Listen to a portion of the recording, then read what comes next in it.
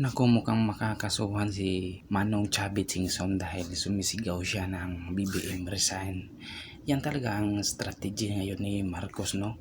Yung mga lumalaban sa mga kurakot na politiko, yun yung pinapakulong niya. Pero yung mga magnanakaw, hindi niya mapakulong-kulong yung buang na Romualdez na yan. Yan ay isang pananakot sa mga taong sumisigaw sa kanilang mga karapatan, sa kanilang mga saloobin, naglalabas kung ano ang kanilang saloobin sa kurakutan ngayon. Tapos ngayon, pinapakulong nila ang mga sumisigaw sa mga kurakot na nangyayari ngayon, yung mga lumalaban sa kurakutan.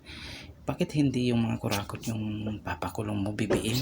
Baliktad ba talaga yung pag-iisip mo? Yan ba talaga yung epekto ng pupulburon? Yung isang general, pinaaresto dahil lumalaban sa mga kurakot na politiko. Ngayon, si Chavit naman dahil sumisigaw sa mga karapatang pangtao sa lumalaban sa mga kawatan. Parang nagdududa kami na parang ikaw yung guilty ka sa mga sinasabi ni Manong Chavit. Parang kang may takot ka na baka magkatotoo yung mga sinasabi ni Manong Chavit na magtawag ng malakihang rally para patalsikin si BBM. Kung wala kang ginagawang masama, bakit ka naman matakot? Kung sasampahan mo ng kaso si Chavit Singson, ibig sabihin takot ka. Ibig sabihin may katotohanan yung mga sinasabi ni Manong Chavit.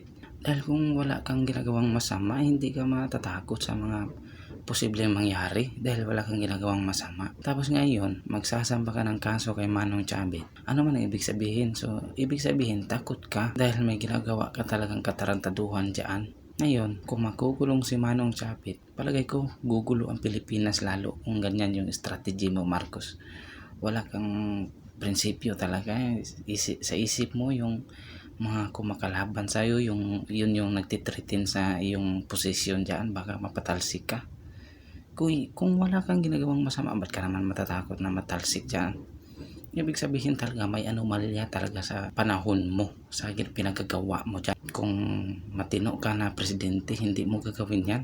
Yung mga taong naglalaban sa mga kurakot na politiko, dapat susuportahan mo yan dahil sila yung sigaw ng bayan, sila yung tumutulong para mapuksa yung mga kurakot na politiko. Tapos ngayon ang ginagawa mo, ipinapahuli mo, ipinapakulong mo yung mga lumalaban sa mga kurakot na politiko. Talaga bang baliktad na talaga yung pag-iisip mo, Mr. President? Kaya bumaba yung ratings mo dahil sa ganyan mong takbo ng isip mo. Iwan ko kung sa isip mo ba yan o may nagsusulsul sa yung nakapalibot sa iyo. Dahil hindi gawain ng isang presidente yan, yung taong sumisigaw sa karapatan na lumalaban sa mga kurakot ng mga politiko. Dapat kung matino kang presidente, susuportahan mo yan sila. Dahil yan ang tutulong sa'yo. Pero ngayon sa ginagawa mo, baliktad yata. Pinapakulong mo yung mga taong lumalaban sa mga kurakot na politiko. Talagang may saltik na talaga yung pag-iisip siguro mo, Mr. President. Alam mo, sa ginagawa mong yan, naniniwala na kami talaga sa sinasabi ng kapatid mo si Amy Marcos na isa kang gumagamit ng illegal na gamot na napupulburon ka. Putang ina, isang presidente, isang adik. In history, ngayon lang yan nangyari. Ang lahat ng ito in history, ngayon lang talaga nangyari yung malakihang kurakutan, ngayon lang. Yung mga nangyayaring mga opisyalis na malalaki nga nagbaba dahil hindi na nagustuhan ng pamamalakad ng gobyerno. Ang daming malalaking mga opisyal na nagre-resign na nagbibitiw sa kanilang mga pwesto. Tapos yung Senado, ilang beses nang napalitan ng Senate President Leader.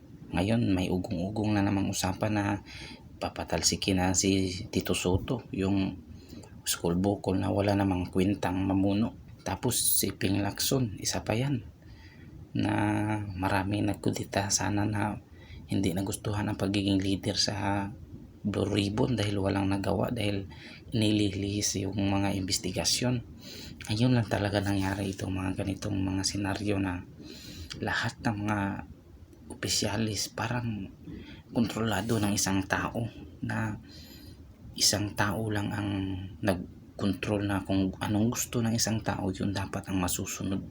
Pansinin nyo yung impeachment ni Bibi Sara, ilang beses na nilang tinangkang isampa ng kaso yan, pero wala pa rin nangyayari hanggang ngayong February. May posibilidad na naman na isampa nila ang kaso ni BP Sara dahil yan yung agwat na pagsasampa, agwat na panahon para magsampa na naman.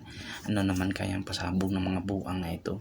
Hindi talaga nila titigilan si BP Sara na hindi yan ma-impeach dahil si Marcos takot yang maupo si BP Sara dahil alam niya na pag naupo si BP Sara may kalalagyan siya. Isa lang yan makukulong siya, panigurado yan pag si BP Sara na ang namuno sa Pilipinas. At yung mga tiwaling opisyal, naku, humanda kayo dahil kayo ang uunahin ni BP Sara. Kaya BP Sara sa 2028, iboto natin si BP Sara nang umayos ang Pilipinas.